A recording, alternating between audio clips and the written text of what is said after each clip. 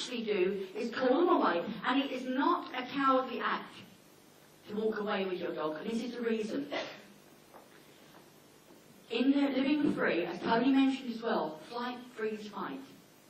If you are a sensible species, and there's only one species that does not choose flight, will pick a fight with another.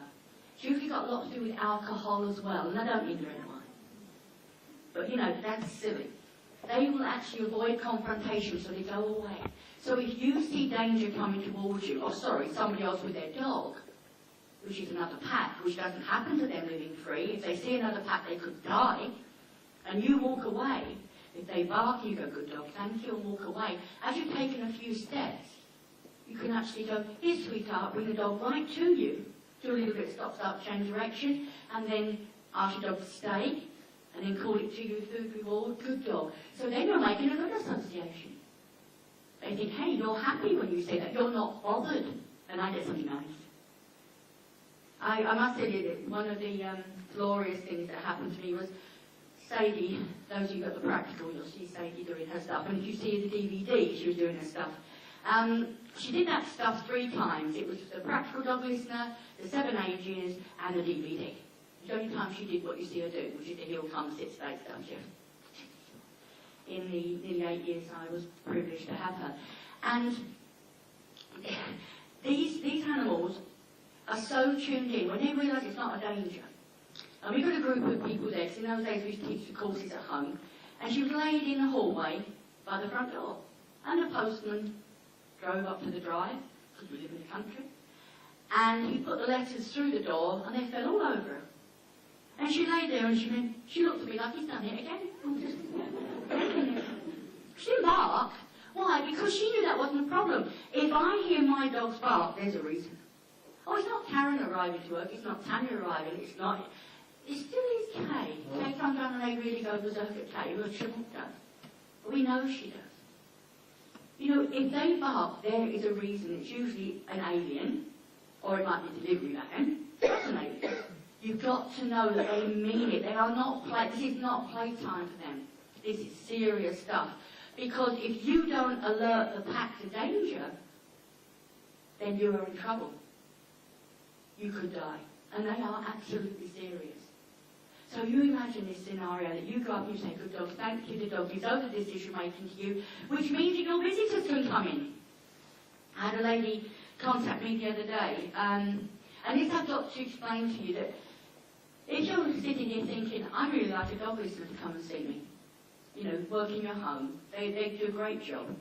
And what it is, they come to a home one-to-one consultation, go through this with you very in-depth, and also look at your particular situation and show you how to achieve this within your home. And when they leave, they do a backup service, and there's no time limit on that. That's there for you. Their backup is their colleagues.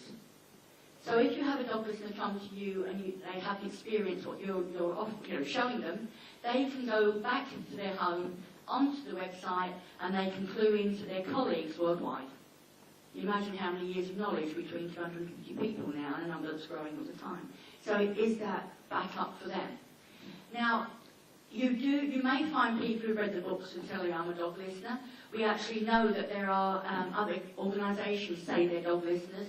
If they're not on my website, please don't come to me and say it's one of your people. Because every one of our people have to submit reports to me and have to give their clients an evaluation form of their work that comes to me. Because we want to make sure they are proud to be a part of this quality-controlled organisation. So I really want you to believe that. If somebody said, a lady rang me the other week and she said, I had somebody out and they said, you know, they're a dog listener, and I just felt for her. The person that advised her got some things right. But I said, look, just tell me what's going on. And I had a word with her, because we don't usually do that because it's impossible without seeing the dog. And I could see, I just made a few suggestions. She contacted me the other day to say, my visitors came in and didn't get molested. She did it in 4 days. She had seen the DVD and she said she was doing that. But you see what I mean? You can get it very, very quick. And that's because you see visitors aren't visitors, they're danger. If you take your dog, another lady contacted me, this was, I can't remember what country from, it was this week again, to say, and this is how the humans think, and had different little dogs. And this is danger for the dog. My brother came to visit us. He lives the other side of the country, and we haven't seen him for a couple of years because they've been, very busy, as families do. And our dogs are brothers. So my brother was coming to visit, and to our amazement, the brothers, the dogs, went for each other. Because you see, they were thinking, well, my brother's coming, so therefore my brother's dog, who's a brother to my dog, I've got to go, hey, bro, good to see you. No, it thinks, no, another pack, you die. So when you take your dog anywhere it's new, or somebody comes to you, they are on guard. And some of our people who foster dogs, who take in, which we'll be talking, another thing that we're going into, watch the website. My website, so much is happening with dog listing. We're starting our own rescue organisation, not because others aren't doing theirs, but they can't take the really damaged dogs, which we can, and we can work with. So, there's so much exciting stuff, it's unbelievable. It's the whole thing that the dog thinks this way for a very good reason. It's called survival. You've got to appreciate how they feel. They live with their boundaries. Okay, let me just, I'll give you a feeling of how the dog's going to feel. Tonight, just before you go to bed, I want you to do something for me. I want you to unlock your doors, your back door and your front door, unlock them, unlock the windows at the bottom of the house, leave them open, and go to bed and have a good night's sleep. I'll put the telly on or the radio on in your bedroom as well. Who's going to do that? Don't take us. Why? You would feel threatened. You would be anxious. What does a dog know about locks? Nothing. This is why dogs don't like noise. They like it quiet. How many people have got dogs that seem hypersensitive to noise? That's because shh, shh, shh, shh, shh. Can you hear that danger? They want it quiet so you can hear danger, threats. Does this all make sense? They can't go in a crazy world. It's marvellous. There's only one species that makes a noise all the time. Others don't. That's one thing about being in Yellowstone that's made it so magic. It's so quiet. And it's glorious. Because the only time there's noise, there's either a problem or there's some signalling going on. Canines become very adaptable to danger. If you are a wolf, you are top predator in your area. And that goes for Ethiopian wolves. They're kind of in the cusp because there's big pussycats there as well. But if you're an African wild dog, you develop big bat-like ears. And when other things kick off, when troubled, you go quiet. And some dogs do this. How many people got a dog that doesn't bark when people come? Yeah, you see. Do you know why? It's like, shh. Pretend we're not here. That's their way of dealing with the danger. Pretend we're not here. Quiet. That's what African wild dogs do. That's their environmental adaptation. Those huge bat ears. It's just like, why? Because they're nice big pussycats where they live. And when you're out in that sort of environment and there is trouble, what you hear is, oh, no roaring, oh, yes, Mr. Lion. None of cheetahs and wheels like that. They're in charge. Whereas in Yellowstone, the wolves would kick off because this is our territory. Or the others, the coyotes, they will sing back, the singing dogs. They will certainly make their presence felt. But it's all about avoidance. And you see, this danger thing, it is absolutely serious. They have their boundaries. Of course, we don't, do we? You go home tonight, your neighbour has moved a fence 3 foot into your garden. Do you go, that's okay? Come on, have part of my garden. Where I live, I'm surrounded by farms, and one farm in particular. And there's a piece of land just beyond my property to the side. It's about the size of that. And she is paranoid. I've been there 6.5 years, and every time we happen to bump into each other, which I don't do a lot, I promise I leave and keep driving, she said, don't forget I own that bit of land. Because what we actually do is, the guys that mow my dog, they mow that bit to make it look smart. That's all. I said, I know it's yours. I don't care. But she has this paranoid bit that she owns about 2,000 acres of land. And it's this bit of land, it does her head in. And your fence, don't forget. I know! Just go and have your corned beef sandwich, love. Go on. Have the highlight of your day. I've got other things to do. But you know, we are territorial too, and therefore we defend it. If you didn't, why have you got these fences around your gardens and gates? To let everybody know your boundary, this is where we live. Now if your dog, how many people got a dog that goes down to the bottom of the boundary, anybody going past, go ballistic. You can still do thank you, isolate. Because if you think they're not going to hear me down there because they've gone into manic, yeah, because like Tony said, you can't get information if they're going crazy. What I want you to do, very calmly go right up to them. Good dog, thank you. And usually that space there is so high because it's take you a while to get down there. Have a nice loop type lead, slip it over their head. Come on, love. And take them into the house calmly and put them away to calm down. Now, this is where you can also use replacing the bad thing with a good thing. You said thank you, they haven't heard you.